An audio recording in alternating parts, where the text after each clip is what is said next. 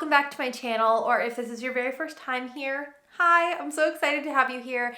My name is Megan. I'm a 26-year-old mama to a 20, he's 20 months old today, boy named Rowan, and I'm due with my little girl Juniper in July. And today we're going to be doing a 20-week pregnancy update. So I had my anatomy scan yesterday.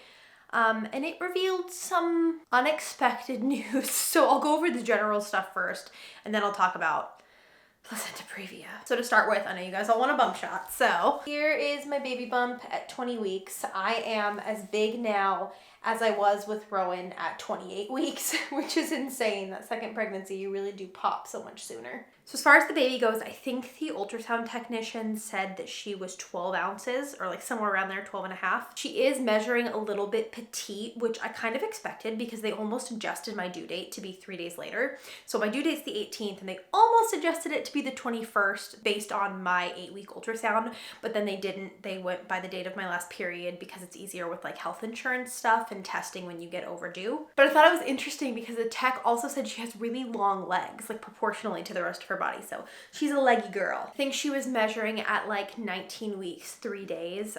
That's not super surprising. I'm small, Matt's small, probably have another small baby. Rowan was 7 pounds, 1.5 ounces when he was born. So not super small, but you know, on the smaller side of average. The tech, Nancy, is the sweetest person ever. She was also so shocked at how like developed she is.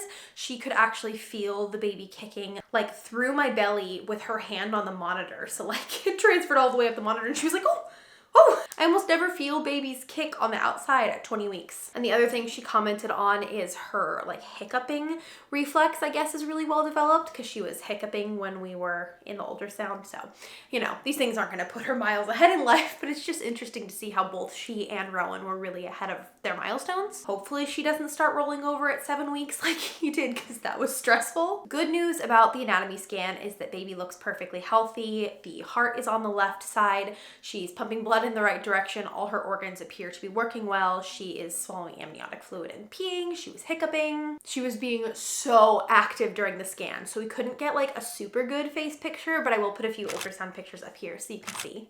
As far as I go, I have gained about 14 pounds so far at 20 weeks, which is definitely more than I gained with Rowan. I have almost not been weighing myself at all during this pregnancy just because I had such bad body image issues when I was pregnant with him, and I don't want to deal with it this time.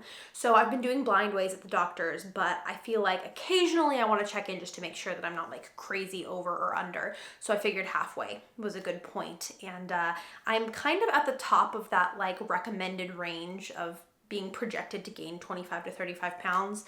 And that's fine. I'm also trying to take into account that I was very sedentary before getting pregnant. I was not working out very much because Rowan was just a handful, and I have started working out again. And so I've probably put on a decent amount of muscle mass. So hopefully that's part of it too. But again, try not to stress too much.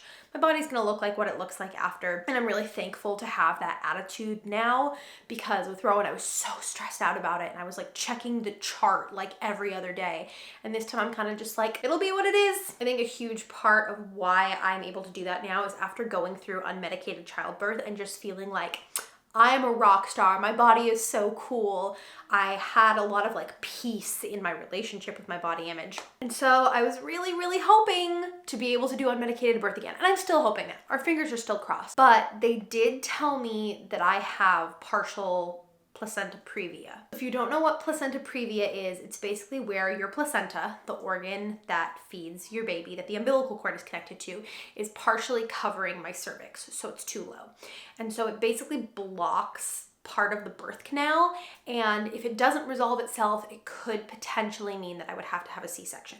Now, my doctor was very optimistic. She said it's not like super, super low, like covering it all the way. So she said there's a pretty likely chance that it's gonna just move out of the way by itself as the uterus grows. So hoping and praying that that is the case. I think she said like 85% of cases that they find at 20 weeks do resolve themselves by the time you're full term. But we have another ultrasound at 28 weeks to check. And that's like, you know, silver lining of this whole thing is we get an extra ultrasound because typically you get an ultrasound at 8 weeks. You have an elective one for genetic testing at 12 weeks. Then you have 20 weeks and then that's kind of it. So we have another one scheduled for 28 weeks. I always love seeing baby girl, so that's fun. I'm trying to hang on to that and hoping that it clears up. But until then, I am nervous. I really want to have another unmedicated vaginal birth.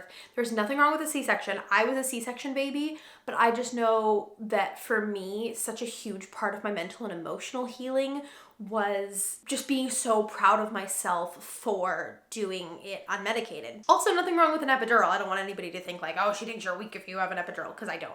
I actually went into the hospital thinking like, okay, if I need an epidural, I'll get an epidural. And then I just challenged myself to go without it. And my labor was only 10.5 hours. So relatively, I got off kind of easy. But yeah, the other super annoying thing about the placenta previa is that until that 28-week ultrasound, we can't have sex, which is kind of a bummer. Hopefully YouTube doesn't demonetize me for saying that word. Matt and I can't be intimate, and I'll put it that way. Because basically the concern is that any type of penetration could potentially cause bleeding since the placenta is right there. We obviously don't want that, so 8 weeks, celibacy pact. Obviously, there are other ways to be intimate other than like, I really don't want to get demonetized. You guys know what I'm saying, right? I hate that I have to be so like careful about what I say about this like very natural part of marriage. Thanks, YouTube. So that was my kind of like unexpected news from the anatomy scan, but I am thankful that everything else looked good. Even if I do have to have a C-section, that is like a temporary thing that hopefully does not affect the health of my baby. And it's not like finding out that she had a life-threatening illness or anything that was gonna be like a lifelong problem. So I'm very thankful for that. Trying to look at the silver lining, looking forward to that ultrasound. Good thoughts, prayers, good vibes, whatever you do, send our way. Pretty pleased that it moves up as my uterus grows. The other thing that I talked to my doctor about at my appointment, and then I'll move into the non-appointment stuff, was the glucose test.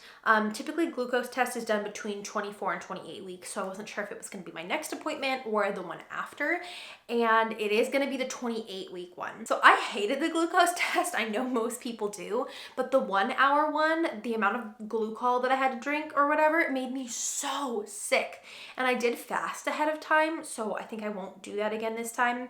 But I asked her if there were alternate options, because some places will let you eat like a certain amount of jelly beans instead of taking the glucol, or they'll let you monitor at home with a glucometer, or you can have like a Snickers bar or a soda or whatever. Unfortunately, that is not the case at my doctor's. You can monitor at home, but they mark you as gestational diabetes no matter what the results are, because they weren't there to like verify the result. And I just don't want that complicating my birth plan or preferences or anything. But she did give me the option to skip directly to the 3-hour test, which is what I think I'm gonna do. Because last time I did fail the 1 hour test, like just barely.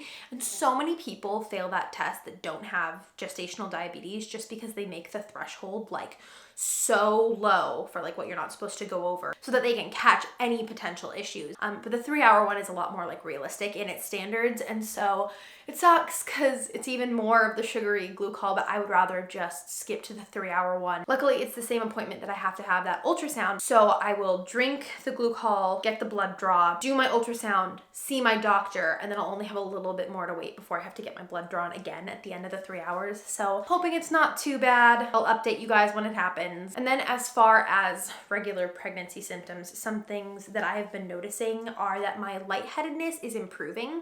And I think that's because at my last appointment, I got a blood draw done and they told me I had a low red blood cell count. So they recommended iron supplements. So I've been taking slow release iron supplements and it's really helping with the lightheadedness. Ooh, it's hot in here. Is it hot? I'm still dealing with the tailbone pain. I am using the Freedom Mom perineal cushion. I'm super peeved because the cushion actually popped like right after I got it. So I have like the hospital blow up donut pillow inside of the Freedom Mom cover right now, but I need to just try to like use a patch kit to patch the hole. But that's been helping a lot. I have just noticed that like the aches and pains are coming so much quicker this time because I am a lot bigger than I was with Rowan.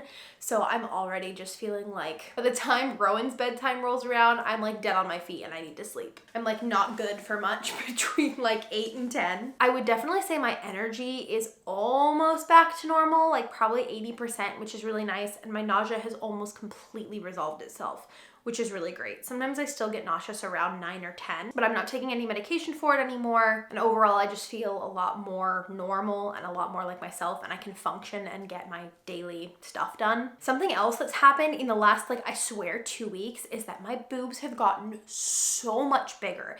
And it's been startling because with Rowan, it like kind of started at around 5-6 weeks. It's actually like how I realized I was pregnant, and kind of gradually happened. And with this, it was like I didn't have any tenderness or like size change or nipple darkening or anything for the first 18, 19 weeks. And then all of a sudden it was like, bam! They just like feel heavy and uncomfortable when I sleep. I'm also starting to notice myself gaining a little bit more weight in other areas other than my belly, particularly my thighs. But again, I've started working out again and I'm doing a lot of squats. So I think maybe part of that is also muscle. Workout wise, I'm sticking with the same regimen. I'm doing the Tone It Up prenatal program, not sponsored. I just absolutely love them. And I think Katrina Scott is the sweetest human. And I'm doing like 3 workouts a week plus a couple of just easy walks. I definitely feel like I've gotten a lot stronger in the last few weeks. I was taking it really easy when I started because again, I was pretty sedentary before. And so I wanted to slowly ramp up, but I'm getting back to where I feel like I can really handle the workouts and like not have to do drop sets or anything, which is really great. Emotionally, I feel like I've been pretty steady. I'm a little bit extra weepy, which is to be expected. Normally it's like happy weepy where I'm just like looking around at my family and my home and my tummy and I get a little like, oh, but I wouldn't say I'm having any like crazy mood swings. I don't know, Matt might beg to differ. Cravings wise, I just want a lot of cold, like either tart or sweet things. So I want a lot of strawberries. Again, no surprise. Frozen mango, pickles, mango or watermelon, blackberries. I just want a lot of cold fruit, especially late at night. Food aversions are gone. I'm drinking coffee again, thank goodness. Within the recommended caffeine limit, of course. The other fun thing about this period is because my belly is bigger, Rowan is noticing it more. And so if I'm wearing an outfit like this, where you can really see my belly, he'll walk up to me and point to my belly and go, hee, because that's how he says sissy, which is really, really sweet. So I think he's starting to understand the concept of like sissies in mommy's tummy. I'm gonna check my baby app to see what size baby is right now. I use the Pregnancy Plus app and I love the like 3D model that they show. So this says she's about 10.5 inches. And that's what she looks like, little human. So now her organs are just maturing and then later on she'll gain weight. We're only 4 weeks from viability, which is really exciting. And I don't know if I am having pregnancy brain and missing anything. I talked about my body changes, my emotional changes, doctor's appointments, baby's height and weight and development. Am I missing anything? If I'm missing anything, please let me know in the comments and I'll answer all of your questions. But yeah, I think that's gonna be it for my 20-week pregnancy update. I will see you guys again probably around 24 weeks. I'll let you know what's going on then. Make sure you're subscribed if you're not already. We do a lot of motherhood lifestyle content, vlogs, toddler meal ideas, activity ideas. So if that's your jam, buttons down below. And thank you guys so much for watching and I love you and I can't wait to see you in the next one.